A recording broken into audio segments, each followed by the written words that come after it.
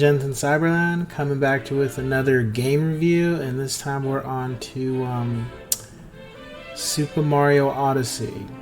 So I guess I give a little bit of a history on Mario games with me. So like most people at my age, I played, Mario 1, 2, 3. I actually never beat a Mario game until Super Mario World. It was probably one of my first games I ever beat, because, at my age, when I first started back in my teens, Mario games were hard for me. Couldn't beat them.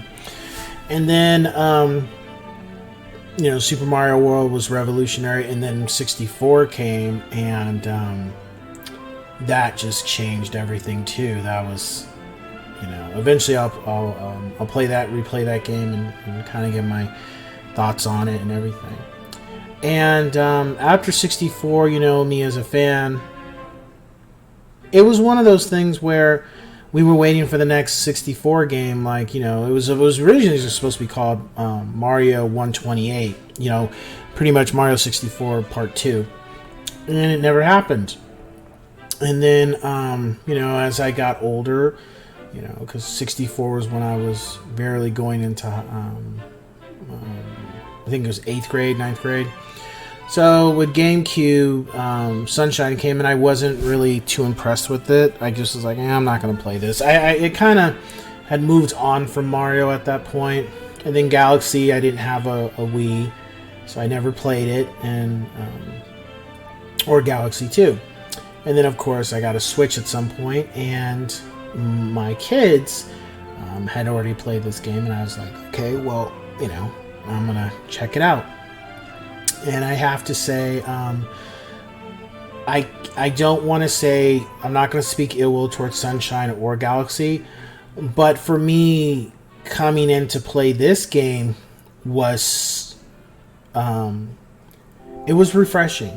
It was refreshing to come back after almost 20 years of not playing a Mario game in this format. Because I take that back. I did play the Mario Luigi Superstar RPG on the Game Boy, but I never played something similar to 64 up until this point with Odyssey. And for the most part, I was very impressed. I loved the game. It was just, the music was good. It was something different overall. I hadn't played something like this since 64, and 64 could only do so much, but with this, that the thing about Mario having the cap with him, the cap hat, and he's able to control bad guys. He's able to jump into items and control it, and take things over with the cap. I thought that was really cool. The other thing that I liked is the abilities pretty much were for the most part 64, except throwing the hat. That was new for me.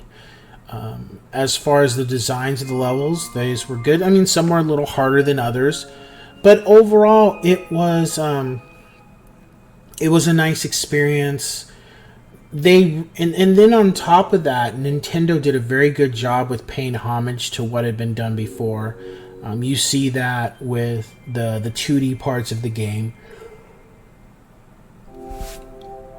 when you have to, get a moon, or if you're trying to get the coins. The other thing is the interactions you have between people in whether it's the toads, or like for this area, the just humans. I thought that was pretty cool. It was like, there's never any humans in any of these games I've played.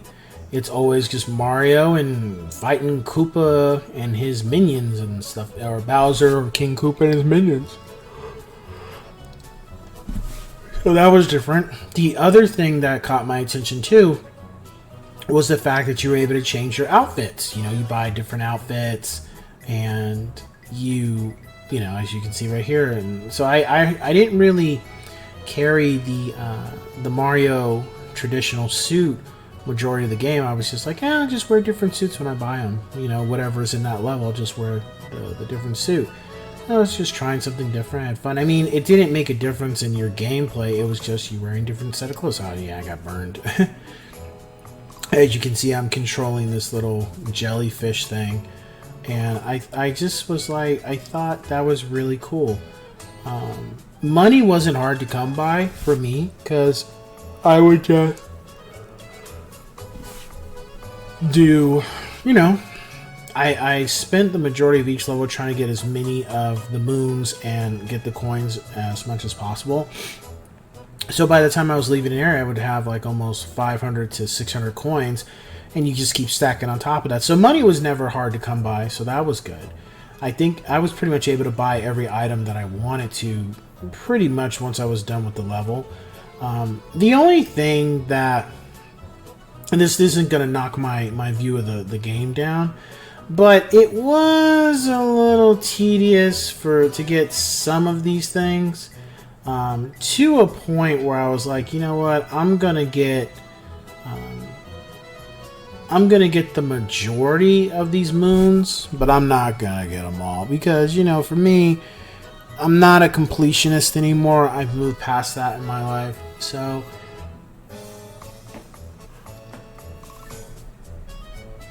as far as, you know, are you gonna get anything more so if you complete all the if you complete every single moon? And, you know, I was just like, you know, 64 I completed everything, and then I got to see Yoshi and I had 120 stars. But with this, I was just like, I enjoyed it, but I was just at the point where I don't want to have to go through and tediously find everything in the game, because at the end of the day, what do I get for it? Yeah, sure, I did it, but at the same time, you know, I'm at a different place in my life where I just want to complete the game to an extent, and if finding all the moons isn't going to do me if it's not going to serve a purpose overall, I just didn't feel the need to do it. So for those who are watching, if you do watch my gameplays, I didn't complete every single moon. I did what I could when I first went into that world. I wasn't, you know, because just so you know, you complete the game with a certain amount of moons, and then you can't get the rest of the moons until you beat the game. And I was just like, well, once I beat it, I'm not coming back to this game. I'm pretty much done. So that was a drawback. But the other thing that was really cool was the save points too. They had a bunch of them all over the map, so you could transfer from different spots. You didn't have to run all the way to this one spot to get over here or there. You know, once you found the Bowser flag and converted it, you could just kind of move all over the map and the world to make it easier for you, get things done more in a timely manner. So they were definitely thinking of the fans and, you know, making it to where it's fun, but not to where the tedious part is finding all the moons, and you don't have to. You just need just a certain amount, so then you can go to the new area. So I get both sides. And I thought that was pretty good. Difficulty of the game, honestly, I think it was the wood area I kind of had a hard time with how to beat the boss. And Bowser, the first time I fought Bowser, he was putting foot to my ass, like trying to figure out how to box with that dude took me a while. But outside of that, I think everybody else, his four little minions, they kind of were like, they weren't too bad. Honestly, though, they kind of like had the body structure of Bowser's kids from Super Mario Brothers 3, which I was kind of surprised. Yeah, see, like the girl kind of looks like Wendy Koopa to me, and the dude in the green, he has kind of like the body frame of Ludwig von Koopa. So I was kind of surprised that I was thinking like they were just fake, like they were just wearing an outfit, and then at one point in the game they take off the mask and take off the suit, and you find out who it really is. It's actually, they're not these rabbit looking things, it's actually, you know, the Koopa kids. I was a little disappointed about that. I mean, you know, it doesn't hurt the game for it not to be them, But with all the graphics, the way this looks, I just kind of feel like I would like to see maybe when it would just be nice for them to play a part in another Mario game, just because they were very. It was interesting to deal with them in Mario Brothers 3, and since that time you just hear about Bowser Jr., but you never. It's like, have they been omitted from the game now? Like, they're not going to utilize them anymore? Because I always thought that was pretty cool. Iggy, Lemmy, Morton, Wendy, Ludwig. I forget. So, yeah. Oh, Roy was another one. So, outside of that, and then using different abilities to get through the levels, the game was a masterpiece. They did a really good job. There wasn't anything I didn't like. It was just the moons could be a little tedious, but that's where you make a decision if you want to do it or not. The premise behind the game was, and it's funny because this actually got used for the Mario movie, is that Bowser pretty much wants to marry the princess, and he kicks you out, and you have to, with the help of this cap, this little hat guy, you gotta go through these levels and get to him and stop the wedding and all those kind of things. So that's pretty much the premise of the game. Difficulty, though, it wasn't too bad. I would say, I think it was on the lines of 64 for me, difficulty-wise. There wasn't a level that was extremely hard. It's just getting some of the moons can be a little difficult, because you sometimes got to be perfect on how you're trying to get them. And the boss fights weren't too bad. It was just, I think, hitting them 2 to 3 times, and that was it. It's just learning their process, which doesn't take a long time. And then you're done. My rating for the game, I'd give it a 10 out of 10 yes sirs.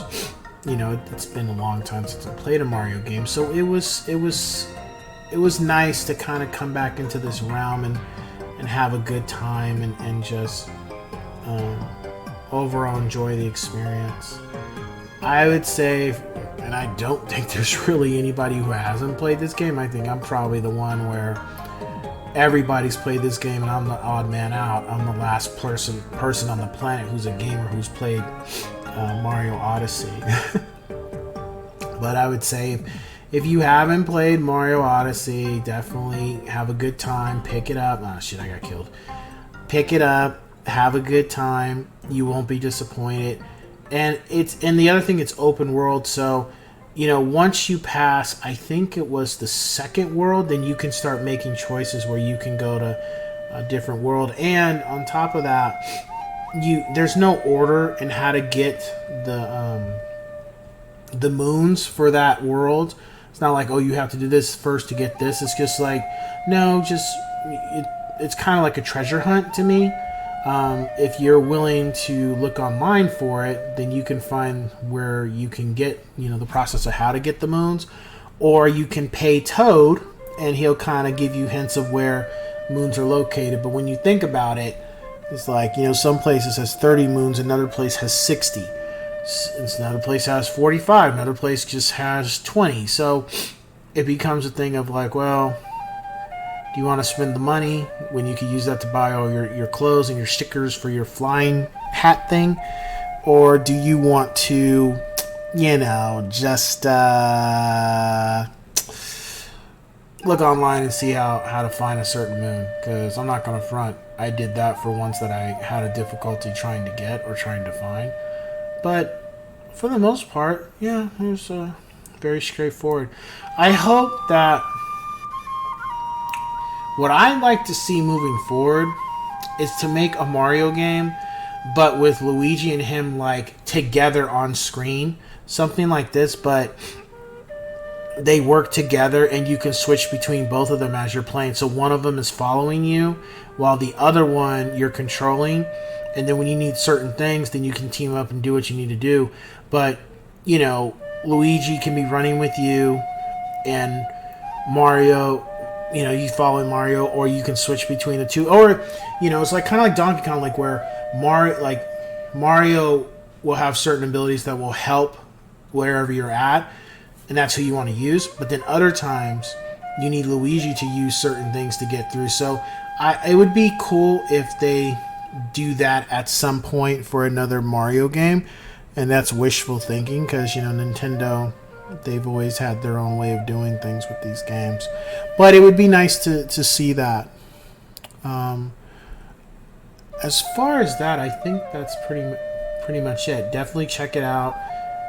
It's a very fun game. It's very loose, and it doesn't have a time crunch or anything either. It's just a game of adventure and resilience in trying to find all these purple coins and moons and stuff. So with that being said, guys, I will catch you on the next one. Ciao.